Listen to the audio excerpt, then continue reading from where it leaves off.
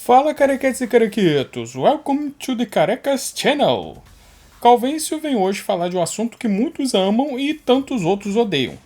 Red Pill, o que seria, para que serve, aonde vai chegar. E o menos importante, mas provavelmente o motivo de você estar vendo esse vídeo, qual a opinião do Carex acerca desse movimento masculinista? Sim, masculinista. Eu não falei errado não, nós vamos ver mais disso daqui a pouco. E eu já aviso que não, eu não sou o calvo do Campari não. Inclusive eu acho essa bosta uma das piores bebidas que existe. Campari, Control, Contini, tudo isso parece que derrubaram 5 kg de açúcar num copo. O Carex aqui é da boa e velha cerveja mesmo. Nossa, careca, eu sabia que você fazia crítica atrasada, mas falar de um assunto velho desse... É porque eu sempre quis falar sobre Red Pill aqui nesse canal e não tem como um calvo falar disso sem lembrar do outro calvo, né? E te falar que se eu fosse calvo igual a ele, eu tava muito feliz. Então, se alguma mulher aí quiser me pagar uma breja, eu não me faço de rogado não. Já os caras, eu aceito deixarem só um like, se inscrever e deixarem um comentário, beleza? Então é isso e vamos beber. Vai! Oi, com licença, tá a fim de tomar uma cerveja comigo? Você tá maluca, cara? Você tá maluca, meu? Tá maluca? Eu tô aqui com o meu Campari, meu!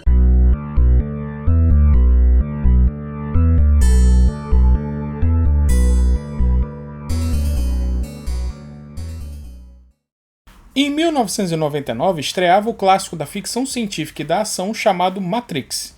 E eu me recuso a pensar que existe alguém que nunca viu Matrix, então eu não vou nem me dar o trabalho de comentar sobre o que seria esse filme. Eu vou apenas me ater ao fato de que nesse filme tem a cena clássica onde o Morfeu oferece 2 pílulas ao Neo, o personagem do Keanu Reeves. A pílula azul serviria para ele continuar vivendo no mundo de ilusão que ele vive, o mundo falso da Matrix, já a vermelha faria ele acordar e ver o mundo como ele realmente é. Tomar a Red Pill, ou seja, a pílula vermelha, virou um termo para você acordar para a realidade, para ver o mundo fora das ilusões do politicamente correto. A princípio, esse termo era usado de forma geral, para falar de toda e qualquer forma de combate à lacração e ao politicamente correto. Mas foi quando ele começou a ser usado por influenciadores antifeministas que ele ganhou o sentido que tem hoje. And if he swallows the red pill, the scales will be peeled back from his eyes. He will see everything that he hasn't been able to see. And if he takes the blue pill, he'll just go back to sleep. So what is the blue pill in this world?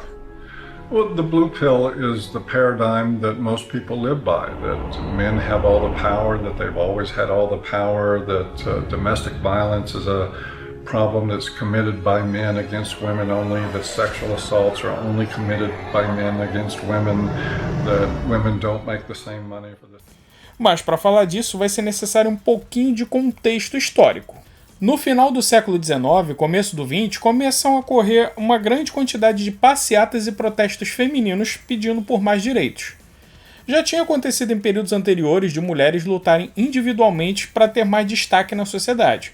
Mas pela primeira vez na história, o mundo via grupos grandes de senhoras mostrando cartazes e gritando por direitos iguais ao trabalho, ao estudo, de propriedade e, claro, o que ficou mais conhecido, direito ao voto. Assim, surge a primeira onda do feminismo, o feminismo sufrágico. Suffragium, em latim, significa voto, e as sufragetes ou sufragistas foi o nome pelo qual essas primeiras feministas ficaram conhecidas. Só que o direito ao trabalho, propriedade e ao voto não eram as únicas críticas que essas primeiras feministas faziam. Havia toda uma narrativa de que, desde o princípio da história, as mulheres foram oprimidas pelos homens. Que, segundo elas, sempre tiveram mais direitos e privilégios do que as mulheres. Nada muito diferente do que Marx disse quando falou que a história da humanidade é a história da luta de classes. E ao longo dos anos, grandes nomes do feminismo também se assumiram abertamente socialistas ou comunistas, como a Frida Kahlo, por exemplo. Então, parece óbvio que o feminismo nada mais é do que um marxismo adaptado para as questões das mulheres. Originally, it was capitalism was the big enemy in the 60s and 70s. And it was the radical feminists in America. They moved the goalposts. They said, no, it's no longer capitalism is the enemy. The enemy is patriarchy. Or men. Ué, careca, o vídeo é sobre Red Pill e você tá falando de feminismo? Calma que tu vai entender. Em 1908, um camarada inglês chamado Ernest Belford Bax escreveu um livro chamado The Legal Subjection of Man. My equipe play very nice. First time. Ou seja, a submissão legal do homem. Nesse livro, ele criticava abertamente o feminismo e falava que essa visão que o homem era privilegiado ao longo da história era falsa. Na verdade, quem mais se ferrou ao longo de toda a história foi justamente o homem. Tanto esse autor como outros, como Henry Louis Mencken e Charles V. Metz, foram responsáveis pela fundação do que hoje é conhecido como masculinismo. Ou devo dizer que não é conhecido, né? Porque se fosse, as pessoas não precisavam inventar nomes novos para o que já existe. Sim, amiguinhos, todo esse movimento Red Pill que tem acontecido, na verdade é uma releitura de uma ideia que já está rolando há mais de 100 anos. Inclusive os tópicos e argumentos usados pelos influenciadores Red Pill ou antifeministas são bem velhos dentro do movimento masculinista. O fato de que só homens vão para a guerra, de que todo o trabalho sujo, pesado ou perigoso que existe no mundo é feito por homens, a alienação parental e até a falta de preocupação dos órgãos de saúde com as questões masculinas já vem sendo expostas há décadas. Só que esses fatos não encaixam com a narrativa progressista e politicamente correta que vem permeando o mundo desde o começo dos anos 60. Por isso, você nunca ouviu falar disso, antes do Red Pill. E por que isso não se encaixa na narrativa, careca? Bom, eu já falei que o feminismo é apenas um braço feminino do marxismo, né? E os anos 60 foram o auge da Guerra Fria, o período onde Estados Unidos e a União Soviética estavam disputando pau a pau, cabeça por cabeça, quem iria ter a supremacia militar, científica e, claro, cultural do mundo. Não é teoria da conspiração dizer que a União Soviética tinha diversas estratégias para atacar a cultura ocidental, todas elas baseadas no trabalho do teórico italiano Antonio Gramsci. E, coincidentemente, foi nos anos 60 que começou toda essa cultura de paz e amor, liberdade sexual, anti-americanismo, ideias sociais críticas e, claro, um refortalecimento das ideias feministas, o que ficou conhecido como a segunda onda do feminismo. Sim, carequete, repara que tudo se encaixa. Existe um vídeo muito famoso de uma entrevista de um ex-agente da KGB russa chamado Yuri Bezmenov, onde ele dá o papo de como a Rússia soviética usou os militantes de esquerda e seus movimentos sociais para desestabilizar politicamente e culturalmente os Estados Unidos. For example, your leftists in United States, all these professors and all these beautiful civil rights defenders, they are instrumental in the process of the subversion only to destabilize the nation.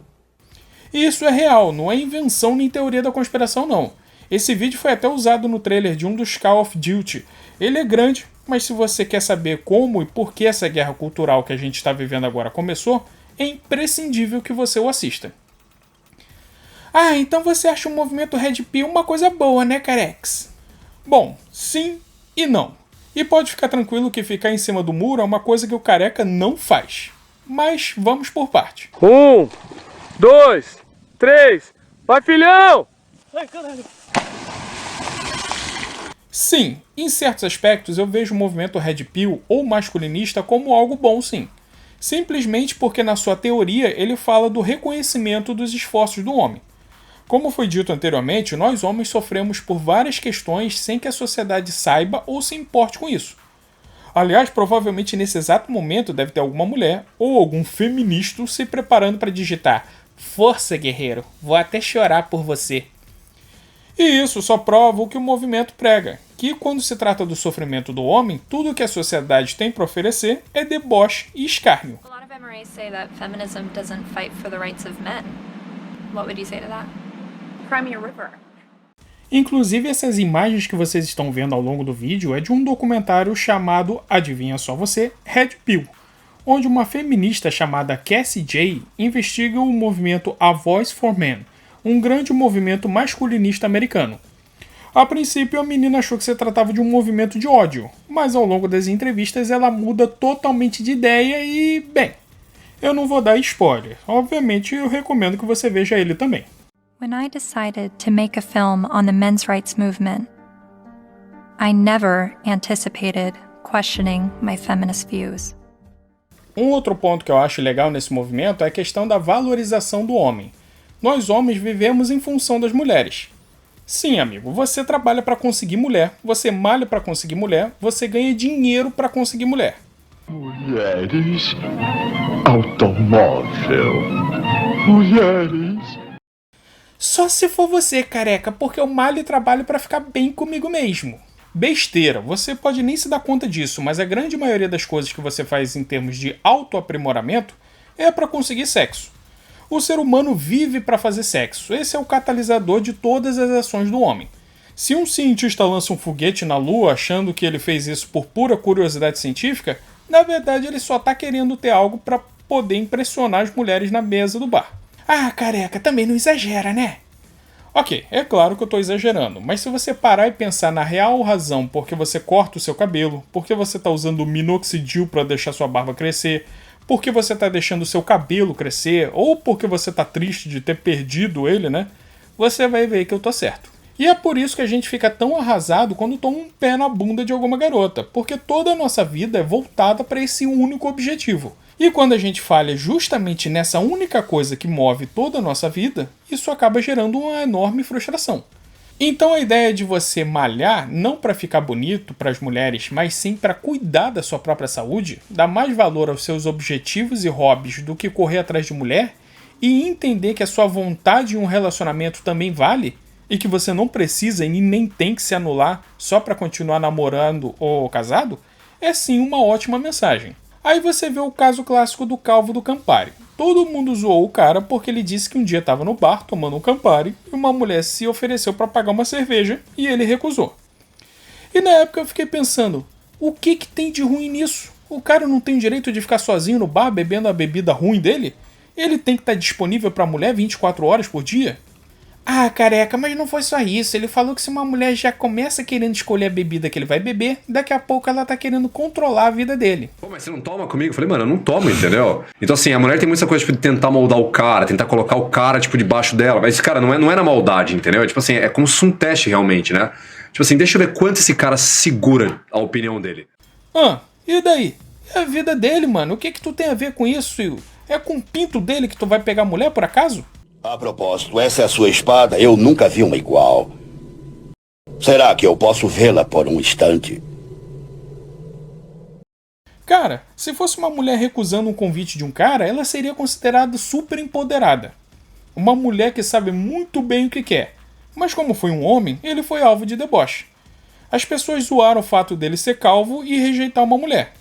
E traduzindo isso para bom português, significa que as pessoas acreditam que se você for calvo ou feio, você não tem o direito de rejeitar uma mulher. E eu digo pessoas porque ele foi zoado tanto por mulheres quanto por homens. Mulheres porque a ideia de uma mulher abordar um cara e ela ser rejeitada é quase que insuportável para a maioria das mulheres. E homens porque diminuir um cara para se autopromover é uma das estratégias mais velhas da conquista amorosa. O velho joguinho do esse cara é um borracha fraca, se fosse eu, agiria diferente. E claro que a mídia também foi em peso contra o cara, afinal, como eu já falei antes, qualquer um que vá contra a narrativa politicamente correta que está em vigor no momento vai ser linchado moralmente. Ué, careca, mas você mesmo brincou no começo do vídeo que se fosse você não recusaria que uma mulher te pagasse uma cerveja? Por que tá defendendo o cara agora? Então, eu sim não recusaria, porque eu entendo que se eu vou num bar, eu só tô querendo duas coisas, ou beber cerveja ou conhecer alguém. Então se as duas coisas acontecem ao mesmo tempo, eu, Carex, não vou recusar. Mas eu acho que um cara tem todo o direito de recusar. Em outros momentos, em outro lugar, e se fosse uma mulher que oferecesse outra bebida, pode até acontecer de eu recusar também. E outra, a grande parte, a absoluta maioria dos distúrbios e problemas psicológicos acontecem pelo medo que a gente tem da rejeição da sociedade. Se as pessoas tocassem mais o foda-se para a opinião das outras pessoas e de como elas vão ser julgadas pela sociedade, elas seriam muito mais saudáveis psicologicamente. Então, mano, ou mana, isso vale para todo mundo, né? Nunca faça uma parada nem esteja com alguém que tu não queira. Se você não quer, e se for algo razoável não querer, né? Não tenha medo de dizer não, e foda-se. Mas tenha bom senso, né? É claro que eu tô falando na medida do possível. Se tu falar pra mim que falou que não quer pro teu chefe e foi demitido, ou que não quer pra tua esposa e ela pediu divórcio, aí eu não vou me responsabilizar, beleza? Só que essa independência, digamos assim, do homem da necessidade de agradar sempre a mulher, tem também o seu lado ruim. E agora eu vou abordar o motivo pelo qual eu não me considero um red pill. Todo movimento, absolutamente todo movimento, tem pessoas moderadas e pessoas extremistas. No feminismo, por exemplo, tem pessoas que só acham que mulheres e homens devem ganhar a mesma coisa. E tem outras que querem cortar a pica de todo mundo. Já no comunismo, tem gente que acha que só está lutando para que não haja mais desigualdade. E tem outros que literalmente defendem fuzilamento de burguês. E o movimento masculinista, red pill, ou seja lá como você queira chamar, não é diferente. Existem os caras que entendem que a ideia é só você se valorizar mais como homem, mas também tem os caras que estão abolindo a relação com as mulheres da vida deles. Então sim, tem cara que prega que o simples fato de você dizer que uma mulher tá bonita é coisa de gado. Tem cara que se recusa a namorar a mulher com filho. Tem cara que se orgulha de transar com a menina e sumir. E tem uns que nem transar com mulheres transam mais. Ou se satisfazem com pornografia, ou até estão optando por produtos, digamos, genéricos, se é que você me entende. Então é esse lado extremista do movimento Red Pill que me desagrada e me faz não querer ser associado a ele. E não me venha com a falácia de esse não é o verdadeiro movimento Red Pill, porque isso é balela. E eu vou explicar agora por que isso é balela. Todo movimento que se preza tem que ter uma base teórica, um livro, um códice, onde está toda a teoria do movimento. Marxismo tem o Capital. Capitalismo tem o Fundamentos do Capitalismo. Os NASA têm o livro proibido lá do bigodinho. Até as religiões têm seus códices. Cristianismo, Bíblia, Islamismo, Corão, Judaísmo, Torá, etc. Então todo ismo tem um ou mais livros ou manifestos onde estão registrados os pilares do movimento. Ou seja, se você tem um camarada que se diz marxista, você pode julgar se ele realmente é um marxista ou não, se ele estiver agindo conforme o que Marx disse no Capital e no Manifesto Comunista. Tanto que é daí que vem a frase tão usada pelos comunistas, estão distorcendo Marx.